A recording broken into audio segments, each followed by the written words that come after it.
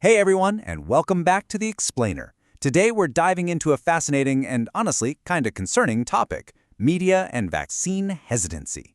Have you ever wondered why diseases we thought were completely wiped off the map, stuff relegated to the history books right next to dial-up internet and VHS tapes, are suddenly making a massive comeback? Well, stick around, because we're going to unravel this public health mystery together. 2,000. Let that number sink in for a second. In the year 2025, more than 2,000 measles cases were reported across 43 states. Context is literally everything here, guys. This is the highest count we've seen since the disease was officially declared eradicated way back in 2000. And almost all of these recent cases, they popped up in unvaccinated individuals. So how on earth does a disease that was wiped out a quarter of a century ago suddenly bounce back? Well, it all comes down to the invisible force field protecting our communities, which we call herd immunity. For measles, which is ridiculously contagious, we absolutely need a 95% coverage rate for the MMR vaccine to stop it in its tracks. But after a steady decline since the COVID-19 pandemic, coverage among school children slipped down to 93%. That is just a tiny 2 percentage point crack in the armor, but it was all the disease needed to slip right through. Which brings us to the biggest question of the day. What exactly is driving this modern wave of vaccine hesitancy? Why in the world are childhood vaccination rates slipping right now? Look, it is super easy to just jump to conclusions, but to really get to the bottom of this, we need to completely set aside our assumptions and dive into the hard data. To crack this public health anomaly, we're leaning on some seriously rigorous research, specifically an in-depth survey conducted by Johns Hopkins University and recently published in the journal Vaccine. Back in August of 2025, these researchers interviewed nearly 3,000 adults across the country, and this study is our objective lens for today. They didn't just casually ask people if they liked vaccines. They dug deep into where these folks get their daily news and health info, and then cross-referenced those habits with their feelings on the MMR vaccine.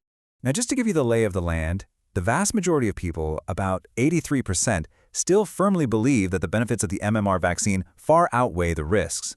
But roughly 1 in 6 adults surveyed, which is about 17%, say they feel hesitant. And hey, 17% might not sound like a massive chunk of the population, but remember that cracked shield we just talked about? That 17% is way more than enough to completely compromise community safety. So, you're probably wondering who exactly falls into this hesitant category. Well, the Johns Hopkins team uncovered some pretty specific demographic clues. It turns out hesitant adults are significantly younger, with 62% of them being under 44. Statistically speaking, they're also more likely to be racial minorities, have lower incomes, and hold less formal education. But here's the most critical piece of the puzzle. They are much more likely to be parents. These are the exact people making vital healthcare decisions for vulnerable kids. The researchers also wanted to understand the political makeup of this group. Looking at the numbers completely objectively, the data reveals that hesitant adults tend to express more conservative political beliefs. Breaking it down, 39% identify as Republican, 33% as independent, and 28% align with Democrats or other groups. So it's definitely a diverse crowd spanning the whole political spectrum, but the data does show a distinct lean to the right. And we actually see this exact same trend when we look at specific socio-political movements. The survey found a real statistical link between vaccine hesitancy and the Make America Healthy Again, or MAHA, movement. Basically, 43% of hesitant adults identified with MAHA compared to just 27% of non-hesitant adults. Again, we're just looking at a cross-section of data here, but it really helps us build a profile of who is stepping away from the traditional vaccination schedule. Okay, get ready, because here is the massive twist in this whole narrative. 87%. You might naturally assume that people are hesitant about vaccines because they're just unplugged or maybe they aren't paying attention to the news. Nope, not even close. A whopping 87% of all the participants in this study actively follow the news. In fact, pretty much everyone surveyed said they're online at least daily, checking out all sorts of sources. So we can definitely rule out ignorance or a lack of information. The real issue? It's all about where our attention is being directed. Lauren Gardner, the director of Johns Hopkins Center for Systems Science and Engineering, hit the nail right on the head. She noted that their work reveals a really strong association between people's specific media habits and their attitudes toward vaccination. Basically, since everyone is already scrolling online anyway, where and how they choose to spend their time is the absolute game changer. The dividing line isn't whether people are consuming news, it's where they're getting it. and the data points directly to a very specific corner of the internet. The study discovered that folks who regularly check out digital new right media outlets, which the researchers defined as platforms with a strong conservative bias, specifically calling out Breitbart, Newsmax, and Zero Hedge, were more than twice as likely to be vaccine hesitant compared to people who never visit those sites. Engaging with those specific digital environments literally doubles the statistical odds that someone will walk away from the MMR vaccine.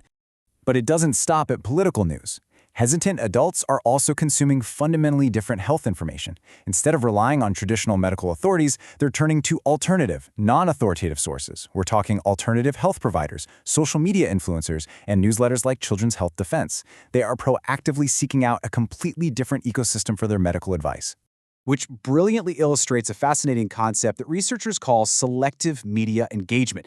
This is the other side of the coin, and it's super important. The biggest difference between these two groups wasn't just what the hesitant folks were reading, it was what the non-hesitant folks were actively avoiding.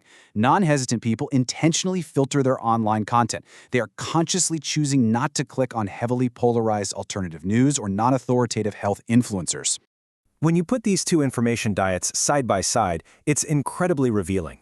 The hesitant diet heavily grazes on alternative news and social media influencers to figure out what to do medically. On the flip side, the non-hesitant diet uses selective engagement to just block all that noise out, relying mostly on actual, board-certified physicians. And let me tell you, that reliance on real-world doctors, it proved to be a massive protective shield against vaccine hesitancy. Amelia Jamieson, a health communication researcher at Johns Hopkins, sums this up perfectly. She points out that as public health becomes more and more polarized, our media preferences are playing an outsized role in shaping our medical attitudes. So the huge takeaway for us, and especially for anyone working in health communication, is that you can't just throw statistics at people and expect them to change their minds. If we want to rebuild that 95% shield and boost vaccination rates, we absolutely have to understand how and where Americans are getting their information in the first place. So I want to leave you with the question about your own daily habits. Think about your own selective media engagement for a second. When you log on today, when you're endlessly scrolling your feeds or checking your inbox, where is your health information actually coming from? Are you leaning on the protective advice of doctors, or are you snacking on a totally different information diet? Because as we've seen today, the media we consume doesn't just shape our opinions, it shapes our health and the health of everyone around us. Keep learning, keep questioning, and I'll catch you in the next explainer.